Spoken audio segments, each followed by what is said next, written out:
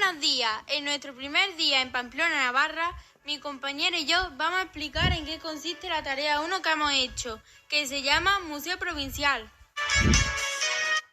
Daniela, ¿me puedes explicar en qué consiste la primera actividad que habéis hecho? Por supuesto que sí, Leonor, te va a encantar. La primera actividad consiste en que hemos empezado la visita al museo haciendo una actividad de poner carteles, identificando frutas, verduras y plantas del huerto.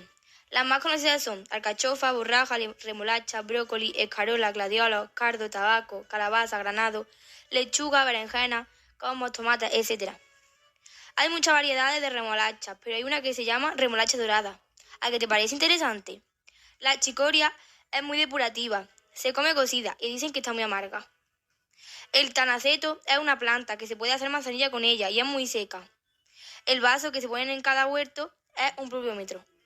El tabaco ahuyenta diferentes tipos de insectos. ¿Te parece interesante? ¡Guau! ¡Cuánta variedad de verduras, frutas y plantas! Bueno, Daniela, ¿me puedes explicar en qué consiste la segunda actividad que habéis realizado? Claro que sí, Leonor, te va a parecer muy interesante. Vamos, escúchame. La segunda actividad consiste en curiosidades de las ovejas. En una colmena hay 3 individuos. Por si no lo sabíais, las obreras hacen todos los trabajos en la colmena. Y así será más fácil. La reina, que pone los huevos, la madre de todos. Los machos, que son los zánganos que fecundan a la reina. Hay 15 días de fecundación. Los zánganos tienen la parte de atrás más grande. En cada colmena solo hay una reina. El zángano que fecunda muere. Las reinas reciben 5 millones de espermatozoides. Acá es interesante.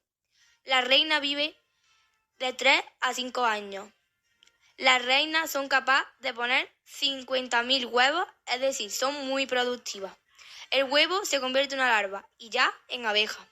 La jalea real es un alimento para que se cree a la reina. Según la floración de las abejas, la miel es de un color o de otro, más oscura o más clarita. Todas las abejas son polinizadoras. El propóleo es muy bueno para la garganta y ellas lo dejan, y para recoger ese propóleo hay que coger una espátula. Las negras abejas y las amarillas son avispas. Las asiáticas son mucho más grandes y si te toca, a lo mejor puedes llegar a la muerte. Por último, ¿me puedes explicar la tercera actividad de los juegos tradicionales vascos de Pamplona? Pues los juegos que realizamos fueron 7. El primero consiste en tirar un paquete de paja entre línea y línea que tenían números del 1 al 10, apuntaban hasta donde llegaba. Era de uno en uno compitiendo con el otro equipo. El segundo consiste en 2 de cada grupo se tiraban de un serrucho y tenían que conseguir que se rompa una hoja del tronco de árbol. Quien terminase ganaba, y si una de las 2 personas que lo estaban realizando no podía más y en plan que estaba cansada, se ponía otra persona de su mismo grupo. El tercer juego consiste en que había una rueda con una cadena enganchada y encima se tenía que poner una persona. Tiraban de ella algunas personas hasta llegar a una cesta, donde tenían que darle la vuelta hasta llegar a donde empezaban, otra vez. El cuarto juego consiste en que estén 4 personas en la fila. Había 2 tablas en donde había cinta para sostener los pies y tenían que tener una coordinación para dar paso hasta llegar a una cesta, donde tenían que dar la vuelta llegando hacia la meta. El quinto juego consiste en que algunos paquetes tenían un palo pequeño. Había una cesta en la que tenían que lanzar el palo desde una línea con el objetivo de encestarlo. En la siguiente ronda se ponían las cestas más lejos.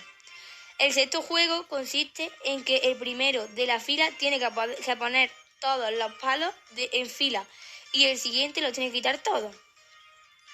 Y el último juego, que sería el séptimo, consiste en tirar de una cuerda cada equipo poniendo un pañuelo en el medio de la cuerda y pintar una línea para cuando tiren de la cuerda sepan cuándo ganar. Y bueno, esta ha sido la tarea que hemos realizado el día 31, lunes. Espero que haya gustado. Somos Raquel y Saray y venimos a un breve resumen de la obra de teatro. De este teatro nos han informado que antiguamente era un cine y ahora lo han aprovechado para hacer un teatro y nos han ayudado a conocer sus partes. También nos han explicado con lo que cuenta para que una persona actúe con su grupo. Luego fuimos a un aula de interpretación y hicimos varios ejercicios, además de ejemplos, improvisar una escena. Y para terminar estuvimos en un ensayo de una obra que tienen planteada para hacer en diciembre de estas Navidades. Seguimos con el Pampronetario. Puede visitarse en la Universidad Pública de Navarra. Explica la mayoría de planetas, constelaciones y estrellas más importantes. Ha sido una actividad muy chula y repetiría. La mayoría de gente se echó una cabezadilla. El problema es que era de inglés y la mayoría de gente no lo entendía. Nosotros pensamos que debería de haber sido en español, porque lo poco que entendimos lo vimos interesante y nos hubiera gustado entenderlo entero, casi entero.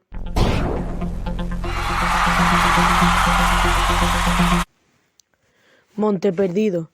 Todos hemos intentado hacer lo posible por llevarnos Monte Perdido, pero las condiciones meteorológicas no nos dejaron. Pudimos hacer una parte de la ruta y llegamos hasta la zona de Torla. Pudimos contemplar espectaculares vistas y paisajes del Pirineo aragonés. Navarra. En Navarra hablaban en latín. Construían casas como los romanos. Pues estaban en el Imperio Romano. Ellos hicieron muchas cosas por ello. Por ejemplo, los termas eran baños públicos y se usaban para socializar. Los principales sitios estaban la calle principal, porque era lo más importante. En el siglo V finalizó el Imperio Romano. Por lo tanto, hubo otro reino, los visigodos. Vascones estaban continuamente en guerra con los visigodos. Entonces los vascones llamaron a los musulmanes para pelear, pero los musulmanes aprovecharon la crisis de España y vencieron a los visigodos en la batalla de Guadalete en 711. Por el norte entró Carlomagno con los francos, y los francos rompieron la muralla. Entonces, más adelante apareció la tumba del apóstol Santiago. Principalmente la ruta iba a ser por la costa, pero como Navarra estaba cerca de Francia y pasaba por Navarra, la hicieron por ahí. Ellos hicieron hospitales y más cosas. Más cosas. Hicieron una ciudad con franceses solo para los que se quedaran a vivir allí. Y tenían estos privilegios. Eran los únicos que podían vender pan y vino, pagar su renta de manera diferente, y en el burgo prohibido que se fueran a vivir allí. El tercer núcleo de personas se llamaba San Nicolás. Les daba igual la nacionalidad y pusieron leyes ni tan malas como la de Navarra, ni tan buenas como la de los francos.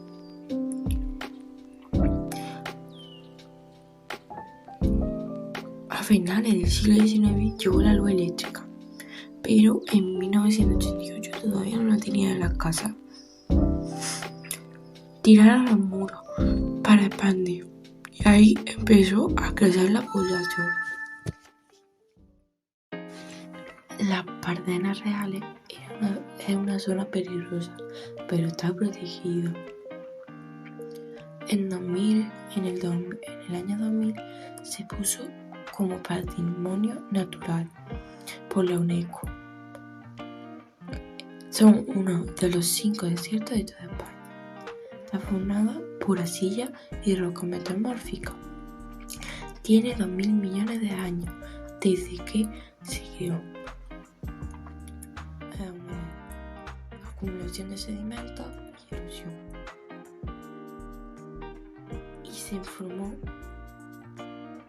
con los Pirineos, la cordillera ibérica, por ejemplo, y en esta está, por ejemplo, el monte Moncayo y la cordillera costero-catalana. Pertenecía a los reyes de Navarra en el siglo IX. Hay 3 zonas: plano, zona ladera negra y blanca. Se pueden encontrar allí animales como buitres, águilas, leonados, ciervos, culebras y conejos. Flores: arbustos, esparto, tomillo, albardón, aulaba y cerro d'aro, anuncio, juego de tronos. Buenas tardes, hoy miércoles 1 de noviembre mi compañera y yo vamos a hablaros sobre la cueva de Gusia. Bueno, Daniela, cuéntame un poco sobre esta cueva. Te va a parecer interesantísimo. La cueva que hemos visitado hoy se llama Cueva de la Guisa. Es de hace más o menos 50.000 años. En esta cueva hay estalactitas y estalagmitas. Las estalactitas son como pequeños picos que hay arriba de la cueva. 1 centímetro tarda en formarse una media de 100 años. Parecen como huesos. Por otro lado, las estalagmitas que crecen por el agua y por la cal. Luego hay una chimenea que es abierta de forma natural en el techo de la cueva, hecha por el agua. Tiene boj, que es un tipo de planta, el cual las ramas las tiene muy duras.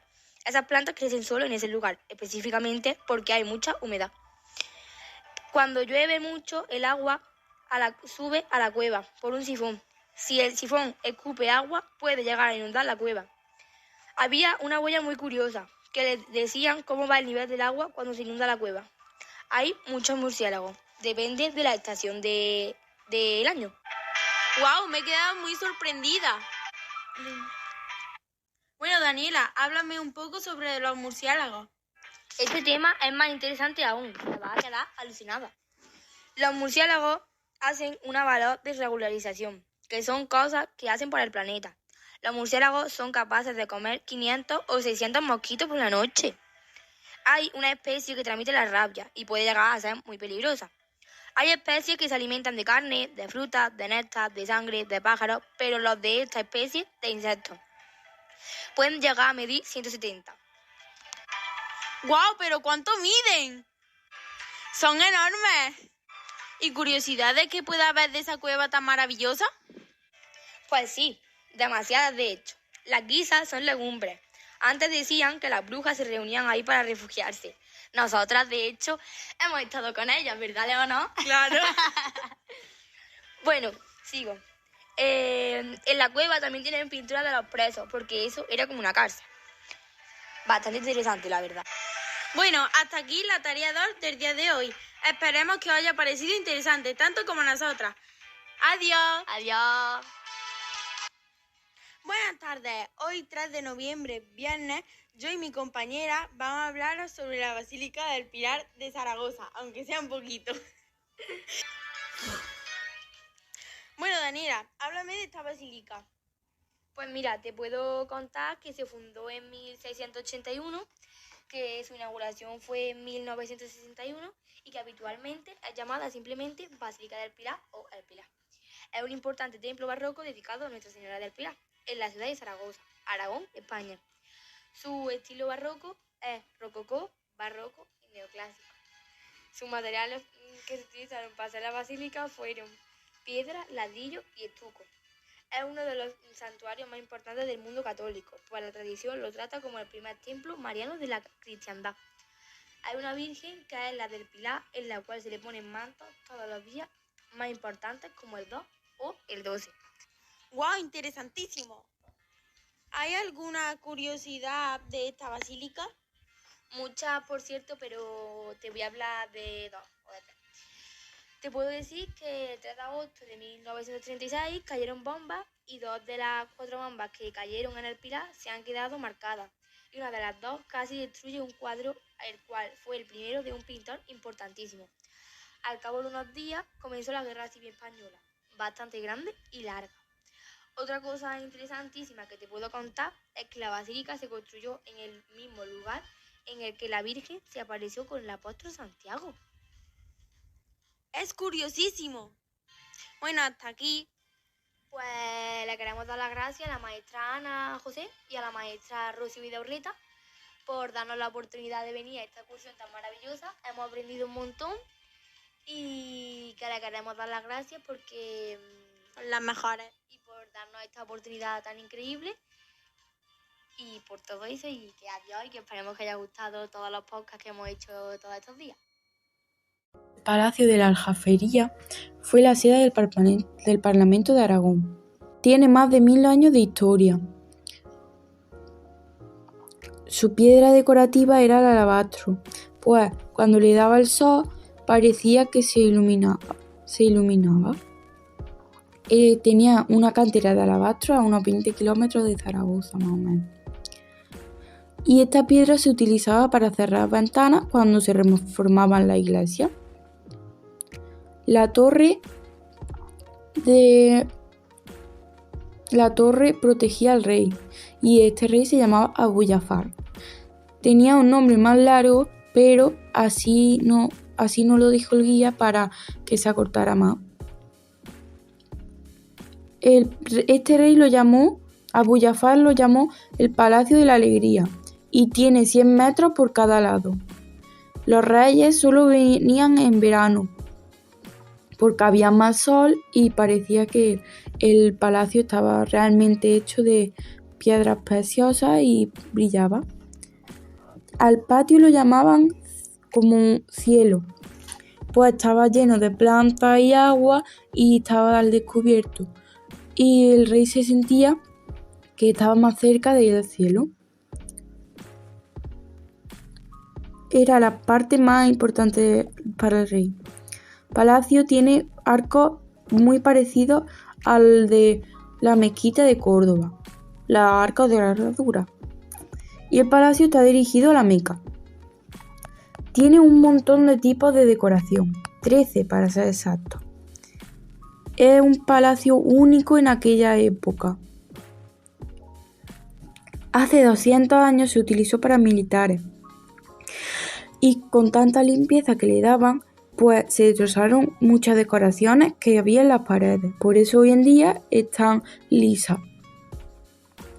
Los musulmanes hacían muchas cosas, por ejemplo, eran médicos, eran filósofos, podían construir cosas.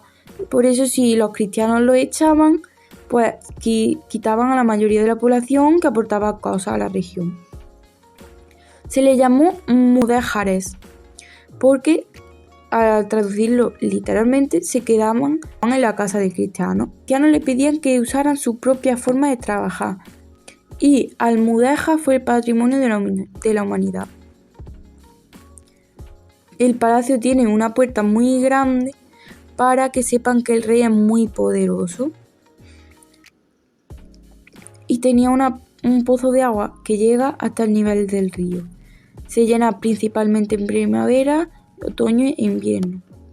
Ya hace 400 años se hizo un foso en el que guardaban recintos para animales exóticos. En la planta de arriba tenía una mesa súper grande y cuando el rey quería comer en un sitio o quería comer en otro, cogía la mesa, la desmontaban y la montaban en el sitio donde el rey quería comer. Todas las marcas en las paredes que había en el palacio fueron grabadas por soldados y prisioneros que llevaban mucho tiempo ahí.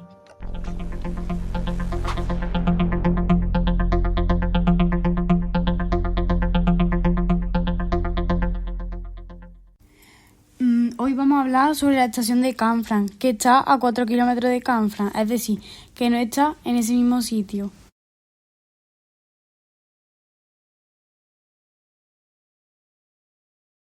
Entonces, ahora imaginaros a los pastores que vivían por aquí, la gracia que les hizo que pusieran esto aquí.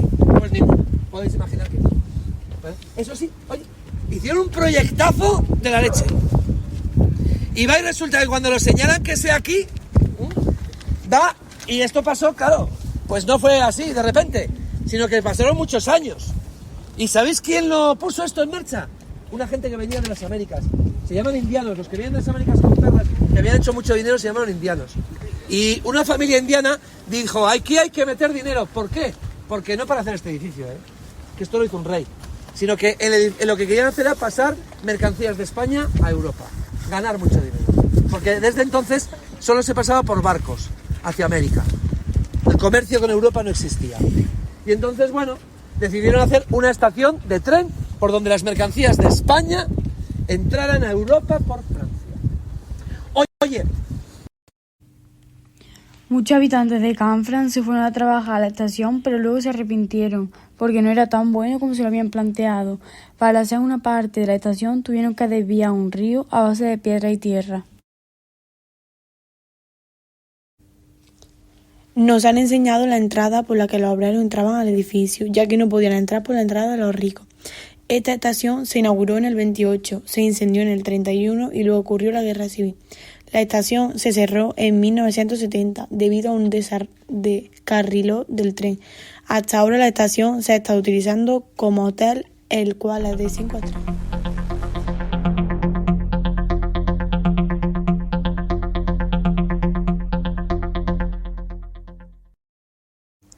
Somos el grupo 5 y os venimos a hablar del Museo Provincial de Huesca. Tiene forma octagonal y os vamos a contar su historia. Y este edificio tiene bastante historia. Antes de ser un museo, el edificio fue construido por un arquitecto llamado Francisco de Artigas para albergar la Universidad Sertoriana. Aquí tenemos el origen de la universidad, en España y en Aragón, aquí, en este edificio.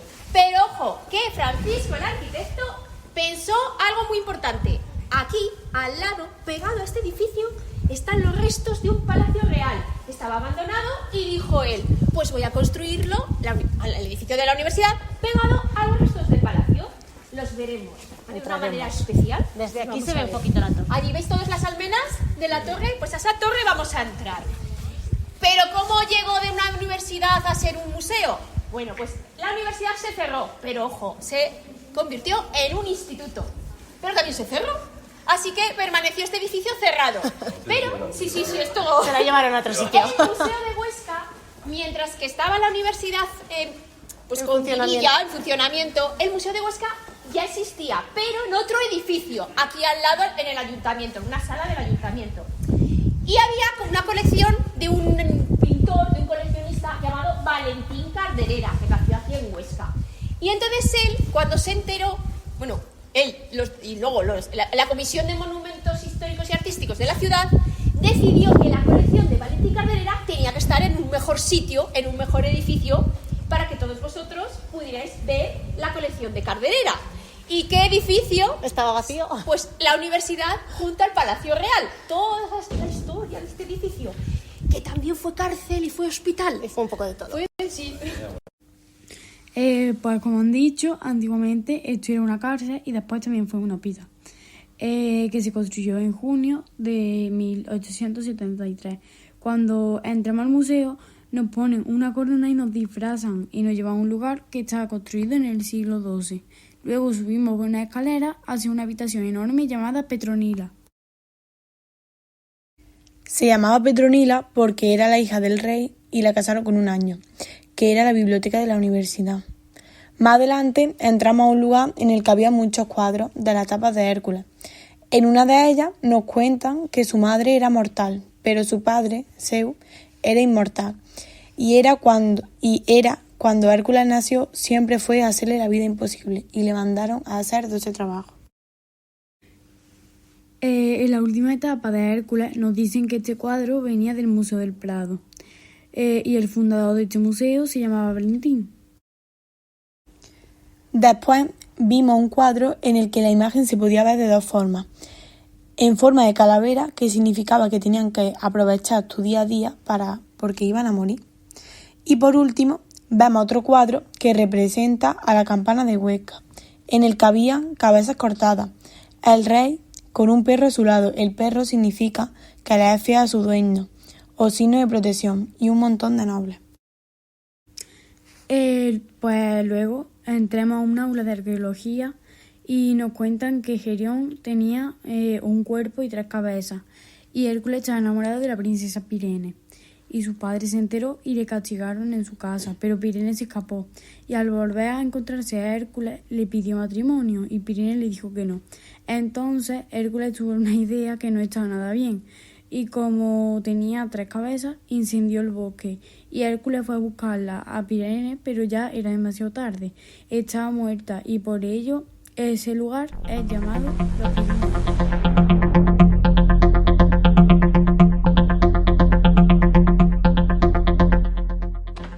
Hola y bienvenidos otro día más a este podcast. Hoy hemos estado visitando la Foz de Lumbier y para ello tenemos una persona muy especial para nosotros que viene a contárnoslo. Vamos a darle la bienvenida a Irene Velasco.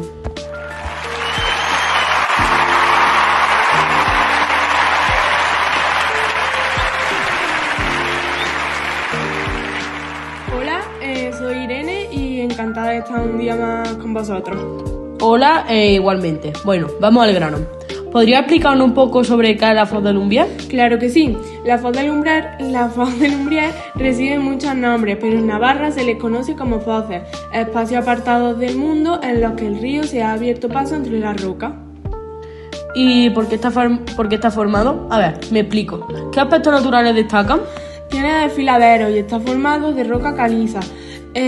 Sobre todo en ellos fluye el agua y corre el viento, además de que hay muchas aves, destacando entre ellos los buitres, los alimoches y los quebrantahuesos. ¿Quebrantahuesos? ¿Qué es eso? Estos animales miden unos 2,5 metros y pesan como máximo alrededor de 6 kilos. Oh, interesante. Bueno, ¿cómo se formó este espacio natural tan bonito? La formación de una foz es un proceso geológico que dura cientos de miles de años. Se produce cuando en un periodo erosivo general del relieve un río encuentra a su paso de estado de roca dura, al cual va excavando hasta producir un corte en forma de desfiladero de paredes verticales. Bueno, a nosotros la gente que nos ha contado un poco que este paisaje es muy bonito, pues tú que lo has vivido en primera persona, cuéntanos qué has vivido esta experiencia, ¿qué te ha parecido? Bueno, pues yo cuando llegué me quedé impresionada con el paisaje, era muy bonito todo aquello. Sentí una impresionante paz por dentro y una maravillosa tranquilidad al escuchar el sonido del río y esas cosas. Es un gran sentimiento, esa paz que se siente interior. ¿Verdad? ¿Puedes explicar algo de lo que hiciste? Claro que sí. Primero estuvimos andando por allí y viendo y disfrutando ese paisaje. También entramos en 2 cuevas, pero había un charco de agua muy grande, el cual nos impedía pasar si claramente no queríamos darnos un bañito con agua que digamos muy calentita, la verdad. Y tuvimos que dar la vuelta. En fin, que ha sido una experiencia espléndida y la hace todavía más bonita haber vivido esa aventura con aquellos todos mis seres queridos. Bueno, y para terminar, darte las gracias por otro día más, porque hayas colaborado con nosotros y habernos contado esta magnífica experiencia que se ve que has vivido. Bueno, eso, muchas gracias y nos vemos a la próxima.